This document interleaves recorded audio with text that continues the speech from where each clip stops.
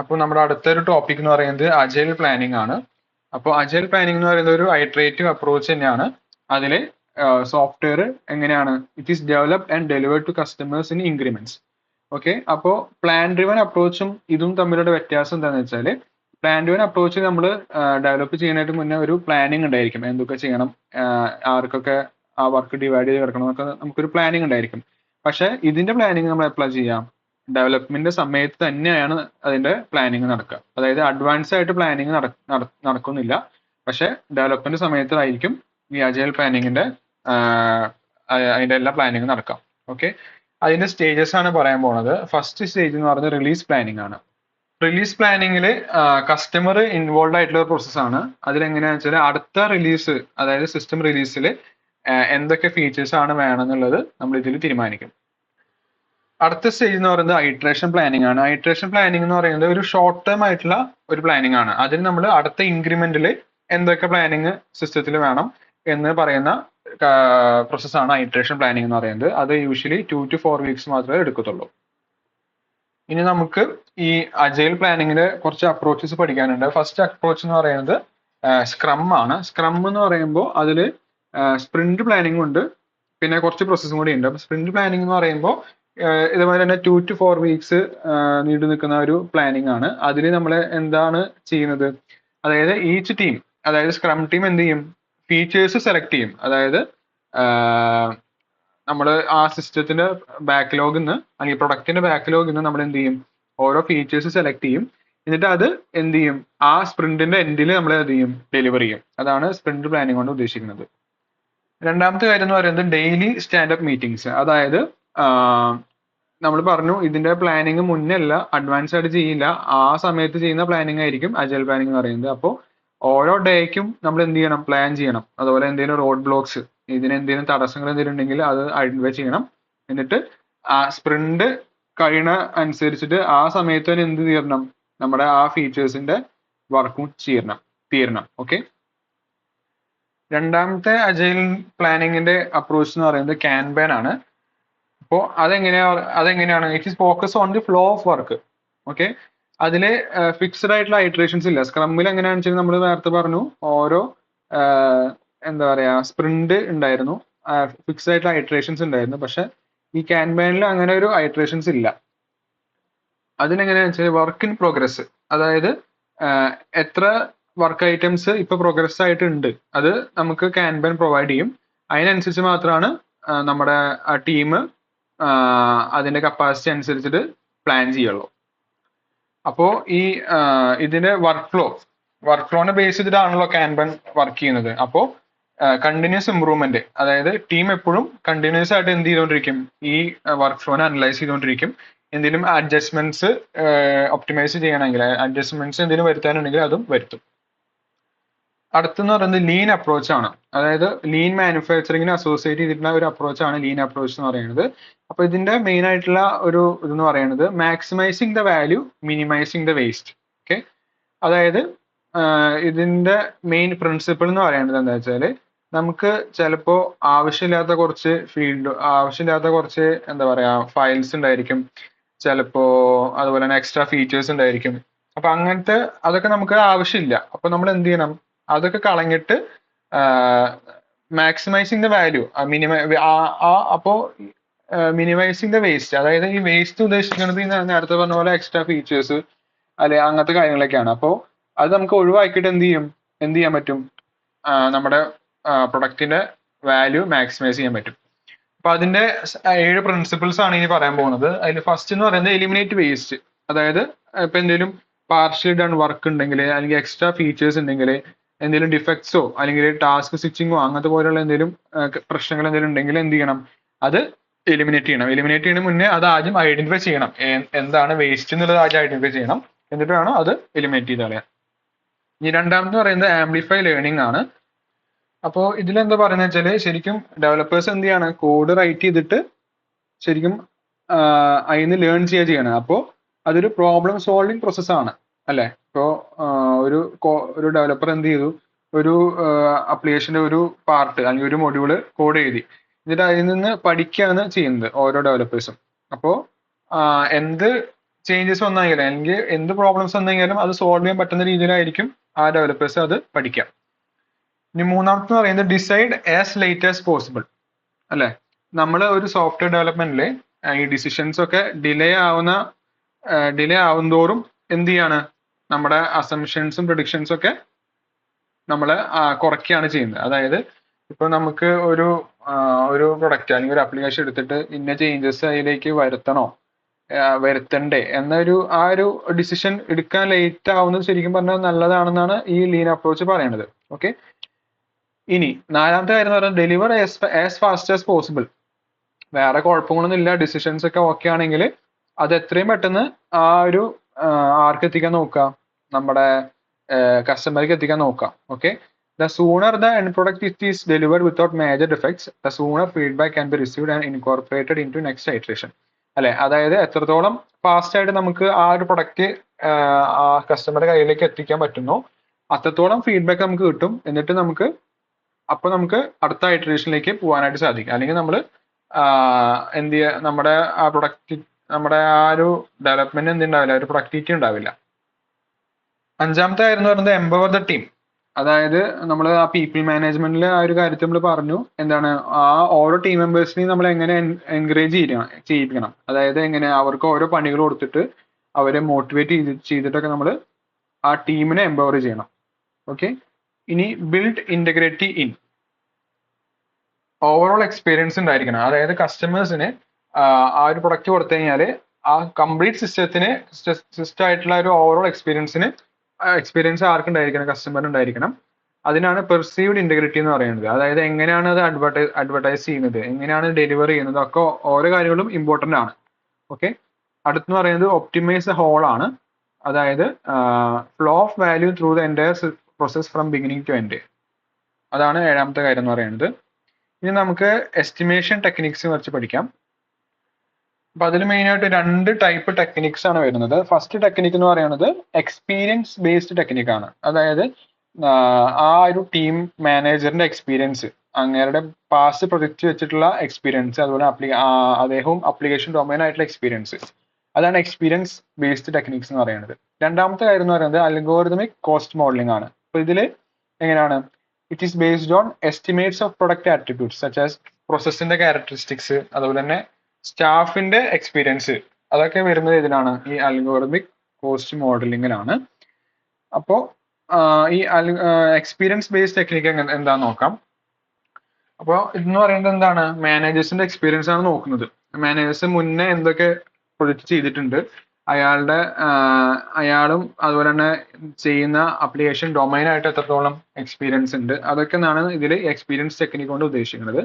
അപ്പോൾ ഇതൊക്കെ നമ്മൾ എന്ത് ചെയ്യണം, ഒരു സ്പ്രെഡ്ഷീറ്റിൽ ഡോക്യുമെന്റ് ചെയ്ത് വെക്കണം. അതായത് ടോട്ടൽ എഫേർട്ട് എന്തൊക്കെയാണ്, അതുപോലെ തന്നെ ഇൻഡിവിജ്വൽ ആയിട്ട് എസ്റ്റിമേഷൻ നടത്തുമ്പോൾ എങ്ങനെയാണ് വരുന്നത്, അതൊക്കെ നമ്മൾ എല്ലാ കാര്യങ്ങളും നമ്മൾ എന്ത് ചെയ്യണം, ഡോക്യുമെന്റ് ചെയ്യണം. ഒരു പ്രൊജക്ടിന്റെ എല്ലാ കാര്യങ്ങളും, റിപ്പോർട്ട് അടക്കം, അതുപോലെ തന്നെ നമ്മൾ ഇപ്പോൾ സ്റ്റേക്ക് ഹോൾഡേഴ്സ് ആയിട്ടുള്ള മീറ്റിംഗ്സും അതൊക്കെ ചെയ്യുമ്പോൾ അതൊക്കെ നമ്മൾ എന്ത് ചെയ്യണം, കംപ്ലീറ്റ് റെക്കോർഡിക്കലായിരിക്കണം. അപ്പൊ അതിന് വേണ്ടിയിട്ട് കംപ്ലീറ്റ് ഡോക്യുമെന്റേഷൻ ചെയ്യണം. അപ്പോൾ ഈ ഒരു ടെക്നിക്കിൽ ആ പ്രൊജക്റ്റിന് വേണ്ടിയിട്ടുള്ള എല്ലാ സോഫ്റ്റ്വെയർ കമ്പോണൻസും നമ്മൾ എന്ത് ചെയ്യണം, ഡെവലപ്പ് ചെയ്തെടുക്കണം. ഇതിന്റെ മെയിൻ ഡ്രോബാക്ക് എന്ന് പറയുന്നത് എന്താണ്, അതായത് ഇപ്പൊ പുതിയ സോഫ്റ്റ്വെയർ പ്രൊജക്റ്റ് വരുമ്പോൾ അത് നമുക്ക് മുന്നേ ഉള്ള ഒരു എക്സ്പീരിയൻസ് ഉണ്ടായിരിക്കണമെന്നില്ല. ഇപ്പൊ പുതിയൊരു ടോപ്പിക്, ഇപ്പോഴത്തെ കാലത്തെ ടോപ്പിക്സ് എന്ന് പറയുമ്പോൾ നമ്മളിപ്പോ എന്താ പറയാ, ഇപ്പൊ ML അല്ലെങ്കിൽ AI രീതിയിലുള്ള ബേസ് ആയിട്ടുള്ള ടെക്നിക്കോ അല്ലെങ്കിൽ അതിന് ബേസ് ആയിട്ടുള്ള പ്രൊജക്റ്റ് ഒക്കെ വരുമ്പോൾ ചിലപ്പോൾ നമുക്ക് അതിന് എക്സ്പീരിയൻസ് ഉണ്ടായിരിക്കണമെന്നില്ല. അതാണ് ഇതിന്റെ മെയിൻ ഡ്രോബാക്ക് എന്ന് പറയുന്നത്. അപ്പൊ നമുക്ക് മുന്നേ ഇതിനെ പറ്റിയിട്ടുള്ള ഒരു നോളജോ അല്ലെങ്കിൽ എക്സ്പീരിയൻസോ ഒന്നും ഇല്ലെങ്കിൽ എന്താ സംഭവിക്കുക, ചിലപ്പോൾ കോസ്റ്റ് കൂടാൻ സാധ്യതയുണ്ട്. ചിലപ്പോൾ നമ്മൾ ഷെഡ്യൂൾ ചെയ്ത ആ എസ്റ്റിമേഷൻ ചിലപ്പോൾ എന്താവാൻ ചാൻസ് ഉണ്ട്, ഓവർകം ആവാൻ ചാൻസ് ഉണ്ട്. അല്ലെങ്കിൽ അതിൽ നിന്ന് നമ്മൾ ഇപ്പൊ പ്രൊജക്ട് തുടങ്ങാനായിട്ട് മുന്നേ ഒരു ഷെഡ്യൂൾ ചെയ്തു, പക്ഷെ നമുക്ക് ആ ടോപ്പിക് അല്ലെങ്കിൽ ആ സോഫ്റ്റ്വെയർ പ്രൊജക്ടിന്റെ ആ ഒരു ടോപ്പിക് അല്ലെങ്കിൽ ആ ഡൊമൈൻ നമുക്ക് അറിഞ്ഞില്ലെങ്കിൽ ചിലപ്പോൾ ഒന്നുകൂടി അതിനുകൂടി പഠിക്കാനും അതുപോലെ തന്നെ ചിലപ്പോൾ അതിന്റെ കോസ്റ്റ് കൂടാനൊക്കെ ചാൻസ് ഉണ്ട്. ഓക്കെ, അതാണ് ഇതിന്റെ മെയിൻ ഡ്രോബാക്ക് എന്ന് പറയുന്നത്. അടുത്തെന്ന് പറയുന്നത് രണ്ടാമത്തെ ടെക്നിക്ക് ആയിട്ടുള്ള അൽഗോറിതമിക് കോസ്റ്റ് മോഡലിംഗ് ആണ്. അപ്പൊ ഇതിലാണ് നമ്മൾ കോക്കോമോ മോഡൽ എന്ന് പറയുന്നത്, അല്ലെങ്കിൽ കൺസ്ട്രക്റ്റീവ് കോസ്റ്റ് മോഡൽ എന്ന് പറയുന്നത്. അപ്പോൾ it is based on number of lines of code. Okay, അപ്പൊ ഇതിന്റെ കീ പാരാമീറ്റേഴ്സ് എന്ന് പറയുന്നത് എന്തൊക്കെയാണ്? ഒന്നാമത് പറയുന്നത് എഫേർട്ട് ആണ്, രണ്ടാമത് പറയുന്നത് ഷെഡ്യൂൾ ആണ്. ഇപ്പൊ എഫേർട്ട് എന്ന് പറയുന്നത് amount of labour required to complete a task. Okay. Schedule എന്ന് പറയുന്നത് just amount of time required for the completion for the job. അതെ, എഫേർട്ട് എന്ന് പറയുന്നത് ഒരു ടാസ്ക് കംപ്ലീറ്റ് ചെയ്യാനുള്ള എമൗണ്ട് ഓഫ് ലേബർ, ഷെഡ്യൂൾ എന്ന് പറയുന്നത് ഒരു ആ ജോബ് കംപ്ലീറ്റ് ചെയ്യാനുള്ള എമൗണ്ട് ഓഫ് ടൈം, അതാണ് ഷെഡ്യൂൾ എന്ന് പറയുന്നത്. അപ്പോൾ എഫേർട്ട് നമ്മൾ പേഴ്സൺ പെർ മന്ത് യൂണിറ്റ്സിലാണ് വെക്കുക. ഷെഡ്യൂൾ നമ്മൾ വീക്സ് അല്ലെങ്കിൽ മന്തിലാണ് അതിന്റെ യൂണിറ്റ് പറയാം. അപ്പൊ ഇതാണ് നമ്മുടെ ഒരു ഇക്വേഷൻ. ഈ കോക്കോമോ മോഡലിലെ ഒരു ഇക്വേഷൻസ് ഈ മൂന്നെണ്ണാണ്. ഇ എന്ന് പറയുന്നത് എഫേർട്ട് ആണ്. E is equal to A into clock raise to B. Time എന്ന് പറയുന്നത് C into effort raise to D. Person required എന്ന് പറയുന്നത് എഫേർട്ട് ഡിവൈഡഡ് ബൈ ടൈം ആണ്. ഇപ്പൊ നമ്മളൊരു എക്സാമ്പിൾ ക്വസ്റ്റ്യൻ ചെയ്യുമ്പോൾ മനസ്സിലായിക്കോളും. അതായത് ഇപ്പോ ഇതാണ് നമുക്ക് തന്നിരിക്കുന്ന ക്വസ്റ്റ്യൻ. ABCD ഉണ്ട്, അതിന്റെ വാല്യൂസ് തന്നിട്ടുണ്ട്, organic, semi detached, embedded. Okay. അപ്പോ ഇവിടെ ക്വസ്റ്റ്യനിൽ തന്നിരിക്കുന്നത് ഒരു സെമി ഡിറ്റാച്ച്ഡ് മോഡിന്റെ എന്ത് കണ്ടുപിടിക്കണം? എഫേർട്ട് എസ്റ്റിമേഷൻ കണ്ടുപിടിക്കണം, ടൈം കണ്ടുപിടിക്കണം, പേഴ്സൺ എസ്റ്റിമേഷൻ കണ്ടുപിടിക്കണം. നമുക്ക് ക്ലോക്കിന്റെ വാല്യൂ 300 ആണ് തന്നിട്ടുണ്ട്. ഓക്കെ. അപ്പോ എഫേർട്ട് ഇക്വേഷൻ എന്തായിരുന്നു? A into clock raise to B. അപ്പൊ നമ്മൾ സെമി ഡിറ്റാച്ച്ഡ് മാത്രമാണ് നോക്കുന്നത്. അപ്പൊ ഈ വാല്യൂസ് മാത്രം എന്ത് ചെയ്താൽ മതി?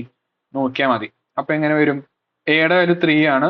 3 ഇൻറ്റു ഇക്വേഷൻ എന്തായിരുന്നു? Clock raise to B. ക്ലോക്കിന്റെ വാല്യൂ 300 ആണ് നമുക്ക് ക്വസ്റ്റ്യനിൽ തന്നിട്ടുണ്ട്. ഇൻറ്റു ബിയുടെ വാല്യൂ 1.12. ഓക്കെ. അപ്പോൾ അതിന്റെ വാല്യൂ നമുക്ക് ഇത് കിട്ടും, 1784.42 PM എന്ന് കിട്ടും, പേഴ്സൺ പെർ മന്ത് എന്ന് കിട്ടും. ഇനി ഡെവലപ്മെന്റ് ടൈം എന്ന് പറയുമ്പോൾ എന്താണ്? C into effort raise to D. അപ്പോൾ അത് നമ്മൾ എഫേർട്ട് നമ്മൾ കണ്ടുപിടിച്ചു, സിയുടെ ഡിയുടെ വാല്യൂസും ഇതിൽ നോക്കിയിട്ട് എഴുതുക. പിന്നെ പേഴ്സൺ റിക്വയർഡ് എന്ന് പറയുന്നത് എന്താണ്? Effort divide by time. Okay. അപ്പോൾ എഫേർട്ട് നമുക്ക് കിട്ടിയത് 1784.42 ആണ്, ടൈം നമുക്ക് കിട്ടിയത് 34.35 ആണ്. അപ്പൊ നമുക്ക് ആൻസർ കിട്ടുന്നത് 51.9 ആണ്. അതിന് നമ്മൾ എന്ത് ചെയ്തു? റൗണ്ട് ഓഫ് ആക്കിയിട്ട് അപ്രോക്സിമേറ്റ്ലി 52% ആക്കി മാറ്റി. അപ്പൊ ഇതാണ് ഒരു കോക്കോമോ മോഡലിന്റെ ഒരു ക്വസ്റ്റ്യൻ വന്നു കഴിഞ്ഞാൽ ചെയ്യാൻ പറ്റുന്നത്. ഇനി നമുക്ക് പഠിക്കാനുള്ളത് കോൺഫിഗറേഷൻ മാനേജ്മെന്റ് ആണ്. അപ്പൊ എന്താണ് കോൺഫിഗറേഷൻ മാനേജ്മെന്റ് നോക്കാം. അപ്പൊ അതെന്ന് പറയുന്നത് അതായത് ഈ നമ്മുടെ സോഫ്റ്റ് സിസ്റ്റത്തിന്റെ പോളിസീസ്, അതുപോലെ തന്നെ എന്തൊക്കെ ടൂൾസ് ആണ് വേണ്ടത്, അതുപോലെ നമ്മൾ നേരത്തെ പറഞ്ഞു ചേഞ്ചിങ് സോഫ്റ്റ്വെയർ സിസ്റ്റംസ്, നമ്മൾ എന്തെങ്കിലും ചേഞ്ചസ് വരുത്തി കഴിഞ്ഞാൽ അതെങ്ങനെ നടക്കണം എന്നൊക്കെ ചെയ്യുന്ന ഒരു പ്രോസസ്സാണ് എന്ന് പറയുന്നത് കോൺഫിഗറേഷൻ മാനേജ്മെന്റ് ഉദ്ദേശിക്കുന്നത്. അപ്പൊ അതിൽ എന്തൊക്കെയാണ്? നാല് പ്രോസസ്സാണ് മെയിൻ ആയിട്ട്, അല്ലെങ്കിൽ 4 ആക്ടിവിറ്റീസ് ആണ് മെയിൻ ആയിട്ട് വരുന്നത്. ഫസ്റ്റ് എന്ന് പറയുന്നത് version control, system building, third എന്ന് പറയുന്നത് ചേഞ്ച് മാനേജ്മെന്റ്, പിന്നെ റിലീസ് മാനേജ്മെന്റ്. അപ്പോൾ ഇത് ഓരോന്നും നമുക്ക് എന്താന്ന് നോക്കാം. അപ്പോൾ വേർഷൻ കൺട്രോൾ എന്ന് പറയുന്നത് എന്താണ്? അതായത് നമ്മൾ പറഞ്ഞു നമ്മുടെ സിസ്റ്റത്തിന് ചിലപ്പോൾ മൾട്ടിപ്പിൾ വേർഷൻസ് നമ്മൾ ജനറേറ്റ് ചെയ്യും. അപ്പോൾ ഇപ്പോൾ ഒരു ഡെവലപ്പർ ചെയ്ത ചേഞ്ചസ് ബാക്കിയുള്ളവർ എന്ത് ചെയ്യാൻ പാടില്ല? ഇന്റർഫിയർ ചെയ്യാൻ പാടില്ല. അപ്പൊ അതൊക്കെ നോക്കുന്ന ഒരു ആക്ടിവിറ്റി ആണ് വേർഷൻ കൺട്രോൾ എന്ന് പറയുന്നത്. രണ്ടാമതെന്ന് പറയുന്നത് സിസ്റ്റം ബിൽഡിംഗ് ആണ്. സിസ്റ്റം ബിൽഡിംഗ് എന്ന് പറയുമ്പോൾ ഇപ്പൊ നമ്മുടെ സിസ്റ്റം എന്ന് പറയുന്നത്, അല്ലെങ്കിൽ നമ്മുടെ ആ പ്രൊജക്ട് എന്ന് പറയുന്നത് കുറെ ഡാറ്റാസ് ഉണ്ടായിരിക്കാം, ലൈബ്രറീസ് ഉണ്ടായിരിക്കാം, ഓരോ കമ്പോണൻസ് ഉണ്ടായിരിക്കാം. അപ്പൊ ഇതിനെല്ലാം കൂടിയിട്ട് കമ്പൈൽ ചെയ്തിട്ട് ലിങ്ക് ചെയ്യുന്ന ഒരു പ്രോസസ്സാണ് എന്ന് പറയുന്നത് സിസ്റ്റം ബിൽഡിംഗ് എന്ന് പറയുന്നത്. എന്നിട്ട് അതൊരു എക്സിക്യൂട്ടബിൾസ് ആയിട്ടുള്ള ഒരു സിസ്റ്റം ആക്കി മാറ്റിയെടുക്കും. ഓക്കെ. ചേഞ്ച് മാനേജർ എന്ന് പറയുമ്പോൾ നമ്മൾ നേരത്തെ പറഞ്ഞു, നമ്മൾ ഒരു സിസ്റ്റം നമ്മൾ കസ്റ്റമറിന് കൊടുത്തു, പക്ഷെ കസ്റ്റമർ എന്തെങ്കിലും കുറെ ചേഞ്ചസ് പറഞ്ഞു. അപ്പോൾ എന്ത് ചെയ്യണം? ആ ചേഞ്ചസ് നമ്മുടെ കോസ്റ്റില്, അല്ലെങ്കിൽ നമ്മുടെ കോസ്റ്റ് എസ്റ്റിമേഷനിൽ വർക്ക്ഔട്ട് ചെയ്യാൻ പറ്റുന്നതാണോ, അല്ലെങ്കിൽ അത് ചേഞ്ചസ് വരുത്തി കഴിഞ്ഞാൽ എന്തെങ്കിലും ഇമ്പാക്ട് ഉണ്ടാവോ എന്നൊക്കെ ഡിസൈഡ് ചെയ്യുന്ന ഒരു പ്രോസസ്സാണ് ചേഞ്ച് ഇൻ മാനേജ്മെന്റ് എന്ന് പറയുന്നത്. അപ്പൊ ഇത്രയും കാര്യം നോക്കിയിട്ട് യെസ് ആണെങ്കിൽ മാത്രമാണ് എന്ത് ചെയ്യുള്ളൂ? ഈ ചേഞ്ചസ് ഒക്കെ ഇംപ്ലിമെന്റ് ആവുള്ളൂ. നാലാമത്തെ പ്രോസസ്സ് എന്ന് പറയുന്നത് റിലീസ് മാനേജ്മെന്റ് ആണ്. അപ്പൊ എന്ത് ചെയ്യാം? ആ ചേഞ്ചസ് വരുത്തിയിട്ട് അത് തിരിച്ച് എന്ത് ചെയ്യാണ്? റിലീസ് ചെയ്യാണ്. ആർക്ക്? കസ്റ്റമർ യൂസിന് വേണ്ടിയിട്ട് ഇത്രയും ചേഞ്ചസ് വരുത്തിയ ശേഷം റിലീസ് ചെയ്യുന്ന പ്രോസസ്സാണ് റിലീസ് മാനേജ്മെന്റ് എന്ന് പറയുന്നത്. അടുത്ത് നമ്മൾ പറയുന്നത് വേർഷൻ കൺട്രോൾ സിസ്റ്റംസ് ആണ്, അല്ലെങ്കിൽ VC സിസ്റ്റംസ് ആണ്. അപ്പോൾ ഇതെന്താ ചെയ്യുന്നത്? നമ്മൾ പറഞ്ഞു ഓരോ ഡിഫറെന്റ് വേർഷൻസ് ഓഫ് കമ്പോണൻസ് നമ്മൾ ചിലപ്പോൾ റിലീസ് ആക്കും. അപ്പൊ അതിനൊക്കെ ഐഡന്റിഫൈ ചെയ്യുക, അതിനെ കൺട്രോൾ ചെയ്യുക, അതിനെ ഓരോ വേർഷൻസും നമ്മൾ സ്റ്റോർ ചെയ്യുക എന്ന് പറയുന്ന ഒരു പ്രോസസ്സാണ് ഇതിൽ നടക്കുന്നത്. നമുക്ക് 2 ടൈപ്പ് വേർഷൻ കൺട്രോൾ സിസ്റ്റം ഉണ്ട്. ഒന്ന് സെൻട്രലൈസ്ഡ് സിസ്റ്റം ഉണ്ട്, അതുപോലെ തന്നെ രണ്ടാമത്തെ പറയുന്നത് ഡിസ്ട്രിബ്യൂട്ടഡ് സിസ്റ്റം ഉണ്ട്. അപ്പോൾ എന്താണ് സെൻട്രലൈസ്ഡ് സിസ്റ്റം എന്ന് നോക്കാം. അതായത് സെൻട്രലൈസ് എന്ന് പറയുമ്പോൾ ഒറ്റ റെപ്പോസിറ്ററി ഉണ്ടാവുള്ളൂ ഗ്ലോബലായിട്ട്. അപ്പൊ എല്ലാ യൂസറും എന്ത് ചെയ്യണം, ആ റെപ്പോസിറ്ററിയിലേക്ക് എന്ത് ചെയ്യണം, കമ്മിറ്റ് ചെയ്യണം. എല്ലാ ചേഞ്ചസും ഒറ്റ റെപ്പോസിറ്ററിയിലേക്ക് ചേഞ്ച് ചെയ്യണം. ഓക്കെ, അപ്പോൾ നമുക്ക് എന്ത് ചെയ്യാൻ പറ്റും, നമ്മൾ ഇപ്പോൾ ഒരാൾ ചെയ്ത ചേഞ്ച് ബാക്കിയുള്ളവർക്കും കാണാനും പറ്റും, അത് അപ്ഡേറ്റ് ആവാനും പറ്റും. അതാണ് സെൻട്രലൈസ് സിസ്റ്റം. രണ്ടാമത്തെ പറയുന്നത് ഡിസ്ട്രിബ്യൂട്ട് സിസ്റ്റം ആണ്. അതായത് ഓരോ യൂസറിനും ഓരോ റെപ്പോസിറ്ററി ഉണ്ടായിരിക്കും. Committing your changes will not give others access to your changes. അതായത് നമ്മളൊരു ചേഞ്ചസ് കമ്മിറ്റ് ചെയ്താൽ എല്ലാവർക്കും കാണാൻ പറ്റും, പക്ഷെ അത് എല്ലാവർക്കും എന്ത് ചെയ്യാൻ പറ്റില്ല, കാണാൻ പറ്റില്ല. അതായത് അത് ആക്സസ് ചെയ്യാൻ പറ്റത്തില്ല. അതാണ് ഡിസ്ട്രിബ്യൂട്ടഡ് സിസ്റ്റം എന്ന് പറയുന്നത്. എന്നിട്ട് നമ്മൾ എന്ത് ചെയ്യണം, നമ്മൾ ചെയ്ത കമ്മിറ്റ് ലോക്കൽ റെപ്പോസിറ്ററിയിലാണ്, അല്ലെങ്കിൽ നമ്മുടെ ഓൺ റെപ്പോസിറ്ററിയിലാണ് നമ്മൾ കമ്മിറ്റ് ചെയ്തത്. എന്നിട്ട് നമ്മൾ എന്ത് ചെയ്യണം, എല്ലാവർക്കും വിസിബിൾ ആവണമെങ്കിൽ സെൻട്രൽ റെപ്പോസിറ്ററിയിലേക്ക് എന്ത് ചെയ്യണം, പുഷ് ചെയ്യണം. നമ്മൾ ഗിറ്റ്ഹബിലൊക്കെ ചെയ്യാറില്ലേ. അതായത് ഇപ്പൊ നമ്മൾ ഒരാൾ ചെയ്ത ചേഞ്ചസ് ബാക്കി ഒരാൾ കാണുമെങ്കിൽ എന്ത് ചെയ്യണം, നമ്മൾ ചെയ്ത ആ ചേഞ്ചസ് നമ്മൾ എന്ത് ചെയ്യണം, പുഷ് ചെയ്യണം. അതേപോലെ തന്നെ നമ്മളുടെ ലോക്കൽ റെപ്പോസിറ്ററിയിൽ നിന്ന് ഒരു സെൻട്രൽ റെപ്പോസിറ്ററിയിലേക്ക് പുഷ് ചെയ്താൽ മാത്രമാണ് നമ്മൾ എന്തൊക്കെ ചേഞ്ചസ് വരുത്തി എന്നുള്ളത് ബാക്കി എല്ലാവർക്കും കാണുകയുള്ളൂ, അത് വിസിബിൾ ആവുള്ളൂ. അപ്പോൾ ഈ വേർഷൻ കൺട്രോൾ സിസ്റ്റത്തിന്റെ ഫീച്ചേഴ്സ് ആണ് പറയാൻ പോകുന്നത്. ഫസ്റ്റ് ഫീച്ചർ എന്ന് പറയുന്നത് വേർഷൻ ആൻഡ് റിലീസ് ഐഡന്റിഫിക്കേഷൻ ആണ്. സെക്കൻഡ് ഫീച്ചർ എന്ന് പറയുന്നത് ചേഞ്ച് ഹിസ്റ്ററി റെക്കോർഡിംഗ്. അതായത് ഇതുവരെ എന്തൊക്കെ ചേഞ്ചസ് ആണ് നമ്മൾ വരുത്തിയിരിക്കുന്നത് നമുക്ക് എന്ത് ചെയ്യാൻ പറ്റും, അതിന്റെ റെക്കോർഡ് നമുക്ക് കിട്ടാൻ പറ്റും. അടുത്തെന്ന് പറയുന്നത് ഇൻഡിപെൻഡന്റ് ഡെവലപ്മെന്റ് ആണ്. അതായത് ഇപ്പോൾ ഡിഫറെന്റ് ഡെവലപ്പേഴ്സ് സെയിം കമ്പൗണ്ടിന്റെ മുകളിൽ സെയിം ടൈമാണ് ഇരിക്കേണ്ടായിരിക്കും. ഓക്കെ, അപ്പൊ അതൊക്കെ കൺട്രോൾ ചെയ്യാൻ നമുക്ക് ഇതിലൂടെ പറ്റും. വേർഷൻ കൺട്രോൾ സിസ്റ്റം ഇപ്പോൾ സെൻട്രലൈസ്ഡ് സിസ്റ്റം വഴിയോ അല്ലെങ്കിൽ ഡിസ്ട്രിബ്യൂട്ടഡ് സിസ്റ്റം വഴിയോ നമുക്ക് എന്ത് ചെയ്യാൻ പറ്റും, കൺട്രോൾ ചെയ്യാൻ പറ്റും. അടുത്തെന്ന് പറയുന്നത് പ്രൊജക്ട് സപ്പോർട്ട് ആണ്. അഞ്ചാമത്തെന്ന് പറയുന്നത് സ്റ്റോറേജ് മാനേജ്മെന്റ് ആണ്. അതായത് ഐഡന്റിക്കൽ ഫയൽസ് നമ്മൾ അതായത് ഡ്യൂപ്ലിക്കേറ്റ് ആയിട്ടുള്ള ഫയൽസ് നമ്മൾ എന്ത് ചെയ്യുന്നില്ല, ഇതിലൂടെ മെയിൻറ്റെയിൻ ചെയ്യുന്നില്ല. അടുത്ത ടോപ്പിക് നമ്മൾ സിസ്റ്റം ബിൽഡിംഗ്. നമ്മൾ നേരത്തെ പറഞ്ഞ പോലെ തന്നെ ഇപ്പോൾ ഒരു സിസ്റ്റം എന്ന് പറയുന്നത് അതിൽ പല ലൈബ്രറീസ് ഉണ്ടായിരിക്കും, അതുപോലെ തന്നെ കമ്പോണൻസ് ഉണ്ടായിരിക്കും, ഡാറ്റ ഫയൽസ് ഉണ്ടായിരിക്കും. അപ്പൊ ഇതൊക്കെ എന്ത് ചെയ്യണം, കമ്പൈൽ ചെയ്യണം, ലിങ്ക് ചെയ്യണം, അതുപോലെ തന്നെ ഒരു കംപ്ലീറ്റ് ആയിട്ടുള്ള എക്സിക്യൂട്ടബിൾ ആയിട്ടുള്ള സിസ്റ്റം ആക്കി മാറ്റണം. ഓക്കെ, ആ ഒരു പ്രോസസ്സാണ് സിസ്റ്റം ബിൽഡിങ്ങിൽ വരുന്നത്. പിന്നെ it involves assembling A large amount of information about the software and it's operating environment. അപ്പൊ ഇതാണ് നമ്മുടെ സിസ്റ്റം ബിൽഡിങ്ങിൽ വരുന്നത്. അതായത് ഇത്രയും കാര്യങ്ങൾ എന്തിൽ വരും, നമ്മുടെ ഒരു സിസ്റ്റം ബിൽഡ് ചെയ്തെടുക്കുമ്പോൾ വരും. Data files, libraries, compilers and tools, test results, executable target system, executable test, configuration files, source code files. Okay, ഇതെല്ലാം കൂടി ചേർന്നിട്ടാണ് നമുക്ക് എന്ത് കിട്ടുക, ഓട്ടോമേറ്റഡ് ആയിട്ടുള്ള ബിൽഡ് സിസ്റ്റം കിട്ടുക. ഇനി അടുത്ത ടോപ്പിക് എന്താന്ന് നോക്കാം. അടുത്തെന്ന് പറയുന്നത് ചേഞ്ച് മാനേജ്മെന്റ് ആണ്. എന്താണ് ചേഞ്ച് മാനേജ്മെന്റ് നോക്കാം. അതായത് നമ്മൾ നേരത്തെ പറഞ്ഞ പോലെ തന്നെ ഒരു സിസ്റ്റം നമ്മൾ ബിൽഡ് ചെയ്തെടുത്തു കഴിഞ്ഞാൽ അത് ലൈഫ് ടൈം അത് തന്നെ ആവണമെന്നില്ല. ചിലപ്പോൾ നമുക്ക് എന്തെങ്കിലും കസ്റ്റമറിന്റെ ഭാഗ്യമോ അല്ലെങ്കിൽ നമുക്ക് എൻവിറോൺമെന്റ് ചേഞ്ച് ആവുന്നതിന്റെ ഭാഗമായിട്ട് എന്തെങ്കിലും ചേഞ്ചസ് വരുത്തുന്നുണ്ടെങ്കിൽ നമ്മൾ എന്ത് ചെയ്യണം, അത് ചെയ്യണം. അപ്പോൾ അതിന്റെ ബഗ്സ് എന്തെങ്കിലും റിപ്പയർ ആക്കണം. അതുപോലെ തന്നെ പല എൻവിറോൺമെന്റ് വന്നു കഴിഞ്ഞാൽ അതിന് സിസ്റ്റം എങ്ങനെ അഡാപ്റ്റ് ചെയ്യണം, അതിനനുസരിച്ച് ചേഞ്ചസ് വരുത്തണം. ഇതൊക്കെയാണ് ചേഞ്ച് മാനേജ്മെന്റിൽ വരുത്തുന്നത്. പക്ഷെ നമ്മൾ എല്ലാ ചേഞ്ചസും ഈ ഇതിൽ വരുത്തുന്നില്ല. കാരണം എന്താ വെച്ചാൽ നമുക്ക് കോസ്റ്റ് എഫക്റ്റീവ് ആയിട്ടുള്ള അല്ലെങ്കിൽ ഏറ്റവും മോസ്റ്റ് അർജന്റ് ആയിട്ടുള്ള ചേഞ്ചസ് നമ്മൾ പ്രയോറിറ്റൈസ് ചെയ്യും. ഇന്ന ചേഞ്ച് ആണ് ആദ്യം വേണ്ടതെന്ന് പ്രയോറിറ്റൈസ് ചെയ്യും. എന്നിട്ട് മാത്രമേ നമ്മൾ എന്ത് ചെയ്യുള്ളൂ, നമ്മുടെ ആ മെയിൻ സിസ്റ്റത്തിലേക്ക് നമ്മൾ ആ ചേഞ്ചസ് വരുത്തുള്ളൂ. അപ്പോൾ എന്താണ് ശരിക്കും ചേഞ്ച് മാനേജർ എന്താ ശരിക്കും ചെയ്യുന്നത്? It's A process of analysing the cost and benefits of propose changes, approving those changes that are cost effective and tracking which components in the system have been changed. അപ്പോൾ എന്താണ് ആദ്യം എന്ത് ചെയ്യണോ, നമ്മൾ അതിന്റെ കോസ്റ്റും അതുപോലെ തന്നെ ആ ചേഞ്ചസ് വരുത്തിയാലുള്ള ബെനിഫിറ്റ്സ് എന്താണെന്ന് നമ്മൾ നോക്കും. എന്നിട്ട് അത് അപ്രൂവ് ചെയ്യാൻ പറ്റുന്നതാണെങ്കിൽ അപ്രൂവ് ചെയ്യും. എന്നിട്ട് എന്ത് ചെയ്യും, അതിലുള്ള ആ ഓരോ സിസ്റ്റത്തിന്റെ കമ്പോണൻസ് നമ്മൾ എന്ത് ചെയ്യും, റിവ്യൂ ചെയ്തുകൊണ്ടിരിക്കും. അപ്പോൾ നമ്മൾ ചേഞ്ചസ് വരുത്തുമ്പോൾ അതിനുള്ള ഫാക്ടേഴ്സ് ആണ് പറയാൻ പോകുന്നത്. ഫസ്റ്റ് ഫാക്ടർ എന്ന് പറയുന്നത് consequences of not making the change. അതായത് ഇപ്പൊ ഒരാൾ ചോദിക്കുകയാണ് ആ ഒരു ചേഞ്ചസ് വരുത്തിയില്ലെങ്കിൽ എന്താണ് പ്രശ്നം. അങ്ങനെ ചോദിച്ചു കഴിഞ്ഞാൽ നമുക്ക് അതിനുള്ള കറക്റ്റ് എന്ത് ചെയ്യണം, ആൻസർ പറയാൻ പറ്റണം. അല്ലെങ്കിൽ നമ്മൾ പറയും എന്താണ്, അത് അത്ര ഇമ്പോർട്ടന്റ് ആയിട്ടുള്ള ചേഞ്ച് അല്ല, അല്ലെങ്കിൽ അർജൻസി ആയിട്ടുള്ള ചേഞ്ച് അല്ല, അതുകൊണ്ട് അങ്ങനെ വരുത്തുന്നില്ല എന്ന് പറയാൻ പറ്റണം. അപ്പോൾ അതൊരു ഫാക്ടറാണ്. രണ്ടാമത് പറയുന്നത് the benefits of the change. Benefits of the change എന്ന് പറയുന്നത് ആ ഒരു ചേഞ്ചസ് വരുത്തി കഴിഞ്ഞാൽ ആ സിസ്റ്റത്തിന് അല്ലെങ്കിൽ യൂസേഴ്സിന് അത് എന്ത് ബെനിഫിറ്റ് ആണ് വരുത്തുന്നത്, അതാണ് ഒരു ഫാക്ടർ എന്ന് പറയുന്നത്. മൂന്നാമത്തെ ഫാക്ടർ എന്ന് പറയുന്നത് number of users affected by the change. അതായത് ഇപ്പോൾ നമ്മളൊരു ചേഞ്ച് വരുത്തിയിട്ട് കുറച്ച് യൂസേഴ്സിന് മാത്രമാണ് അത് അഫക്ട് ചെയ്തതെങ്കിൽ നമ്മൾ വരുത്തിയ ചേഞ്ച് എന്ന് പറയുന്നത് ലോ പ്രയോറിറ്റി ചേഞ്ച് ആയിരിക്കും. ഓക്കെ. ഇനി the cost of making the change. അതായത് ഇപ്പൊ നമ്മൾ ചേഞ്ചസ് വരുത്തണമെങ്കിൽ നമ്മൾ പറഞ്ഞു അതിന്റെ കോസ്റ്റ് നോക്കും. ഇനി അത് കുറെ ടൈം എടുത്തിട്ടാണ് ഇംപ്ലിമെന്റ് ചെയ്യുന്നതെങ്കിൽ നമ്മൾ എന്ത് ചെയ്യും, ആ ചേഞ്ച് നമ്മൾ റിജക്ട് ചെയ്ത് കളയും. ഇനി അടുത്തെന്ന് പറയുന്നത് റിലീസ് മാനേജ്മെന്റ് ആണ്.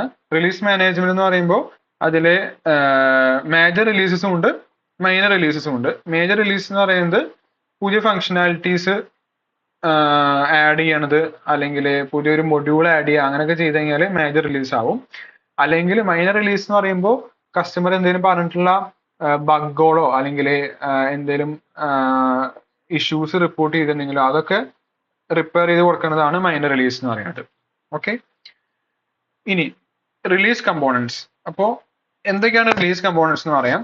അതായത് ഒരു സോഫ്റ്റ്വെയർ പ്രൊഡക്റ്റ് റിലീസ് എന്ന് പറയുന്നത് ശരിക്കും പറഞ്ഞാൽ നമ്മൾ കോഡ് ചെയ്തെടുത്ത ആ ഒരു എക്സിക്യൂട്ടബിൾ ആയിട്ടുള്ള കോഡ് മാത്രമല്ല, വേറെ എന്തൊക്കെ വരുന്നുണ്ട്, കോൺഫിഗറേഷൻ ഫയൽസ് വരുന്നുണ്ട്. എന്താണ് കോൺഫിഗറേഷൻ ഫയൽസ്? അത് എങ്ങനെയാണ് ഈ റിലീസ് കോൺഫിഗർ ആക്കേണ്ടത്, അത് ഇപ്പോൾ ഒരു പെർട്ടിക്കുലർ ആയിട്ടുള്ള ഇൻസ്റ്റാളേഷൻസിൽ എങ്ങനെയായിരിക്കണം ഈ അതിന്റെ കോൺഫിഗറേഷൻ, അതൊക്കെ നോക്കുന്നതാണ് കോൺഫിഗറേഷൻ ഫയൽസ് എന്ന് പറയുന്നത്.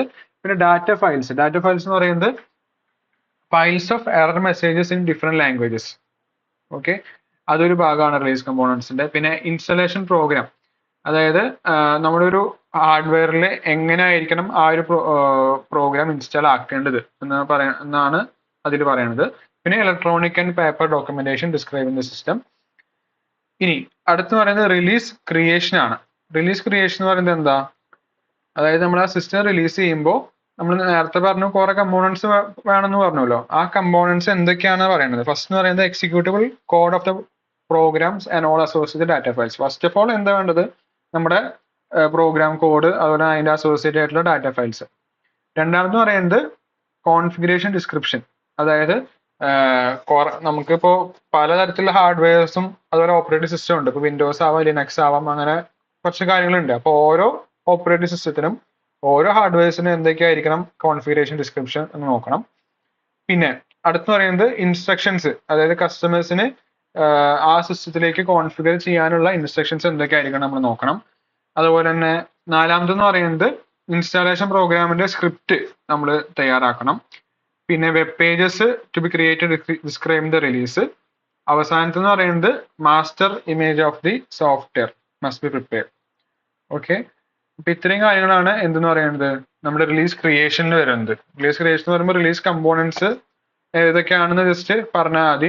നമ്മുടെ കോഡ് മാത്രമല്ല, നമ്മൾ കോഡ് ചെയ്തിരിക്കുന്ന സോഴ്സ് പ്രോഗ്രാം മാത്രമല്ല, അതിന്റെ കൂടെ എന്തൊക്കെ വരും, കോൺഫിഗറേഷൻ ഫയൽസ്, അതിന്റെ ഡിസ്ക്രിപ്ഷൻസ്, ഇൻസ്ട്രക്ഷൻസ്, അതുപോലെ തന്നെ ഇൻസ്റ്റാളേഷൻ പ്രോഗ്രാമിന്റെ സ്ക്രിപ്റ്റ്, വെബ് പേജസ് ക്രിയേറ്റ് ചെയ്യണത്, അതൊക്കെ നമ്മൾ ഏതിൽ വരും, ഈ റിലീസ് ക്രിയേഷനിൽ വരും. ഇതോടെ നമ്മുടെ 4th മൊഡ്യൂൾ കംപ്ലീറ്റ് ആയി.